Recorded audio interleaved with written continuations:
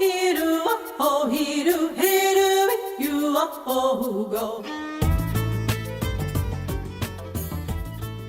Hi, Jennifer Licko here with episode number 8, and we have champion Scottish Highland dancer Sandra Gribbon with us today. Now, Sandy has won numerous championships, and she's choreographed and performed in 2 professional productions of Scottish music and dance, and she's about to turn that number into 3 because she is choreographing all of the dance for Highland Echoes coming up in November. Okay, so we're here today with Sandra Gribbon, and she is a Highland dancer that I know from my youth. We were actually both in the same dance studio. But anyway, Sandra, thank you so much for coming on today. And if you could start off by telling us a little bit about yourself, where you live, and how you got into Highland dance and what you're doing now with it. Absolutely. Thank you for having me, Jennifer. I really appreciate this opportunity. And I got involved in Highland dancing about 30 years ago when I lived in North Carolina. And that was kind of an unusual occurrence because there were not that many Scottish Highland dance instructors or teachers around. And I just happened to be in an area where there was one. And I started dancing about once a week. I would do dance class, and I still remember my very first one where I was told to turn out my feet, and I turned out my hands as well because I couldn't figure out how to do just the feet. But anyway, so it kind of developed from there. We originally did a lot of shows, a lot of parades, a lot of community events, and then turned into a few competitions. Next thing you know, it snowballed. So I became highly competitive with it. And when I got to be in teenage years, I started to develop some overuse injuries. I got my bachelor's degree in exercise and sports science, as well as my master's degree in exercise physiology. And I decided, long story short, to take what I really enjoy, passionately enjoy, which is dancing, and take my education and apply them together. So now I live just outside Washington, D.C., and I have developed cross-training programs for Highland dancers that I sell online through streaming videos. I post through YouTube. I sell DVDs.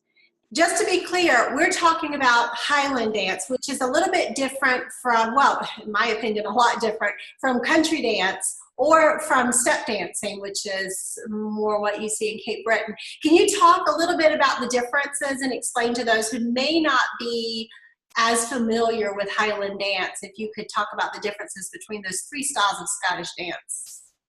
With Highland dancing, the original Highland dances, such as like the Highland fling, the sword dance, they were all originally done by men, soldiers specifically. And so it's a very powerful style of dancing, lots of explosive movements, often done on one leg with lots of hopping, very structured and very particular with the technique. And that's what you see nowadays is, it's open to any gender, and men and women compete equally, but the same style of movements are required. And so it's very highly competitive in that nature. When you get into country dancing or Scottish country dancing, that's a little bit more folk style of dancing. You have partners, and it's a lot less impact, much more social dance. So that's where you'll see formations, and it's much more, there's more communication, looking at each other, reaching out, holding hands, doing circles, and enjoying the community of it. And when you get into Cape Breton step dancing, that's a completely different style altogether with the rhythms. You do a lot more shuffles and steps, a lot farther down to the ground or closer down to the ground with the footwork. And it's more just a rhythmic style of dancing versus the explosive power and sharp precision. Cape Breton step dancing is more geared towards the music and the rhythm and into the feet versus into the whole body, where you'll see a lot of hopping with Highland dancing. Yeah. So with that also comes some historical differences, and you mentioned earlier that the traditional Highland dances were done by men. Can you talk a little bit about the national dances that we see in Highland dance, such as the hornpipe and the Irish version or the Scottish version of the Irish jig? So with the national dances, for example, the Highland hornpipe or the Scottish hornpipe, those are more representative of different trades, such as being a sailor on a ship. So a lot of the movements and the footworks and the steps that you see dancers do these days represent those types of movements. So the sailor may look like they're kind of going side to side as if they're on a boat that's, going up and down in the waves, or they're hauling the anchor up, or they're pushing something down, or maybe they're cleaning or on lookout, that kind of thing. So you see a lot more of a symbolic kind of representation in those dances. Same thing with the Scottish version of the Irish jig, where the Scottish are making fun of the Irish. And in particular, they're mimicking an Irish washerwoman who is fed up with having to do a whole bunch of chores for her family or for her husband, and is in complete disgust at having to do that. So the Scottish are making fun of the Irish dancers in the sense of when they do their jig, we mimic, these kind of angry faces, and we shake our fists and we stomp our feet around and we flounce our skirts. So that it's a little bit more kind of a caricature of that, but in a dance form of the Irish. I was going to say that I remember whenever I competed in Highland Dance, I never liked doing the Scottish version of the Irish jig because it's hard for me to make an angry face because I want to smile. I'm just a smiley person, and I could never make an angry face without feeling like I wanted to laugh. So I never liked doing that one. Sandy knows very well how Scottish dance can be beneficial both socially and mentally, setting up children who dance with life skills. She talks a little bit about that. And, on top of that kind of social aspect, you also get the benefit of understanding about working hard to win, working hard and maybe not winning, but you still gave it your best, and you were proud of that because, you can't control who's judging or how many people are in your group or who's in your group, but you can control your ability to do your best and work hard to show that. So you learn really important, I think, real life aspects that sometimes you do your best and your best does not result in you winning, but you can still be proud of what you did. That comes in handy in real life, And aside all of that too, from the health aspect, wellness wise, Highland dancing, when it is so competitive, you want to be at your best. So you learn to have really good sleep habits. You try to eat, a little bit more healthy, because you want to perform at your best. And it's impossible to do that if you're eating, making poor food choices, if you're not getting your rest, if you start taking into different habits and kind of becoming lazy, you can see that in your dancing. So I felt like Highland dancing was a great way to channel my energy and my focus to develop proper habits socially, physically, mentally, so that as you grow up and develop into an adult, you can kind of take those and use them with whatever you do, even if you don't end up staying in Highland dancing. So, it's just so many aspects of it, I think, can really come together. And you still have your community, 20 years down the road. If you need support, they're there. So. Yeah, absolutely. If anyone's watching this and has a child, I would think they'd be going, "Oh my gosh, I need to sign my kid up straight away for Scottish dance." How popular is Highland dance these days? Like, how often are there competitions? How many students are out there competing? Do you have any statistics for us? This is interesting that you bring this up because I now have my own children, and they're very young, and they're not into dance yet. They're too young for that. But I've been out of the competition world for a few years since I had my children, and just focusing more on my business with the cross training.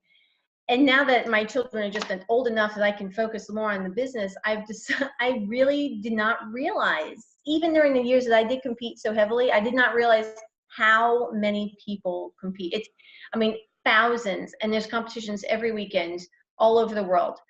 Yeah, exactly. So there is opportunity for people to get involved if they're interested. And sometimes you find it just happens to be where a teacher is living. It's not necessarily that you live in a big city. It just happens to be that there is someone teaching in the town that you live in. Is there a website that people can go to find teachers or to find some more information about Scottish dance? Yeah, in the United States specifically, there's Discover Scottish Dance. Is the website you can go to, and it does link you up to regionally finding dance teachers, and you can email them. You can get their email addresses and reach out to them directly.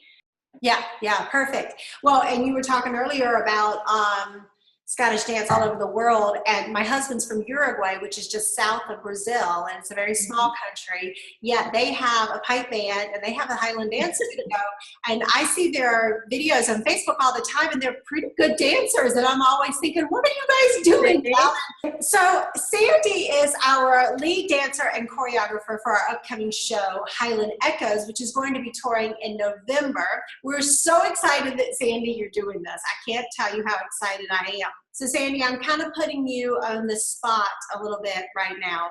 Our storyline is that we're portraying the life in the 1700s in Scotland and the gradual change after the mass immigration to North America, and then the preservation of the traditions and the celebration of the traditions. So that's the storyline of the show. How do you see the storyline playing out through the dance? Well, actually, Highland dancing kind of tells its story on its own with just this basic dance movements. When you get to such as a reel, Scottish Highland reel, that was traditionally done by villagers trying to stay warm while they're waiting for the pastor to show up for service.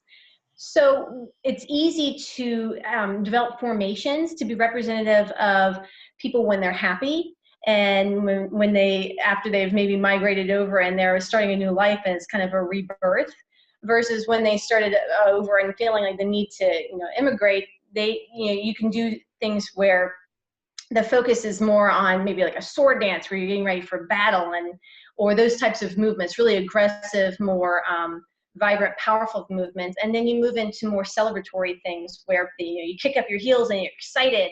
Like a Highland fling is a traditional dance where you are celebrating, the winning of something, or that you're excited about it. So even just taking those basic roots of Highland dancing, you can expand upon that. And of course, with the music from you, Jennifer, that's where we get creative.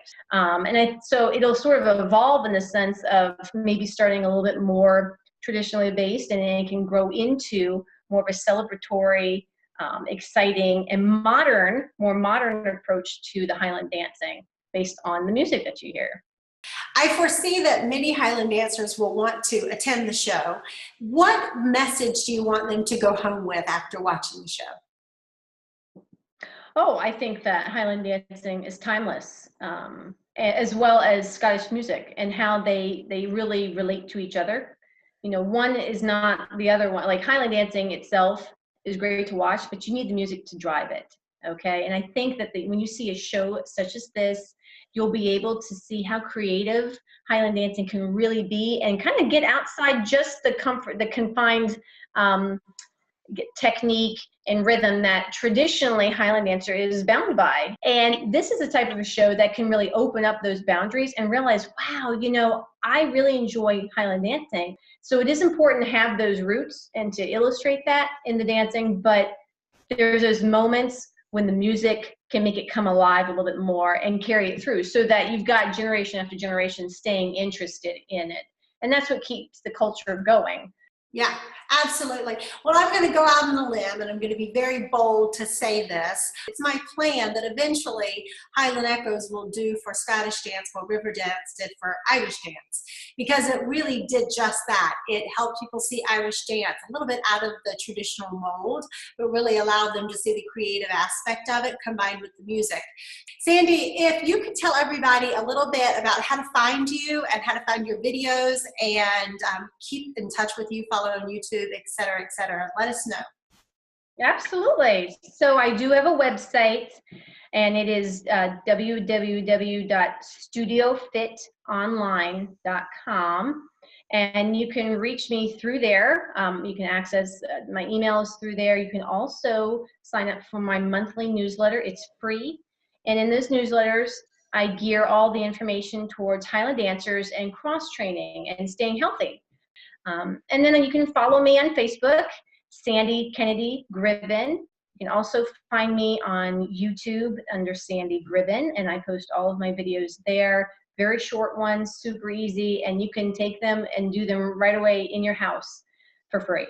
I was going to say, just as a testament to you, I actually follow you on YouTube. And sometimes when I'm in the gym and I finish my run, I go up into one of the rooms that's not being used. And I go into your YouTube and I do these little short exercises. And I'm going to tell you, they're short, but they're powerful. That's the plan. That's Highland dancing for you, right? Yeah, right. Yeah. So Sandy, thank you so much for coming on today and sharing all of this with us. I know our viewers are going to be interested because we've already had some people send me messages wanting to know more about Highland Dance, especially since I've been posting a couple of clips of Highland Dance on my Instagram and Facebook. And a lot of people have said, oh, that's not Scottish dance because their hands are down. That's Irish dance. And I've had to, make some clarification. That was just a choreography, but yes, it was definitely Highland Dance. So anyway, I think people are going to enjoy this, and thank you so much for being here. So there you have it, episode number 8 with Sandy Gribbon. I hope you enjoyed your time with us today as we learned a little bit more about Scottish Highland Dance, as well as the differences in Scottish country dance and Scottish step dancing, now known as Cape Breton step dance. I hope to see you all next week. Until then, march and left.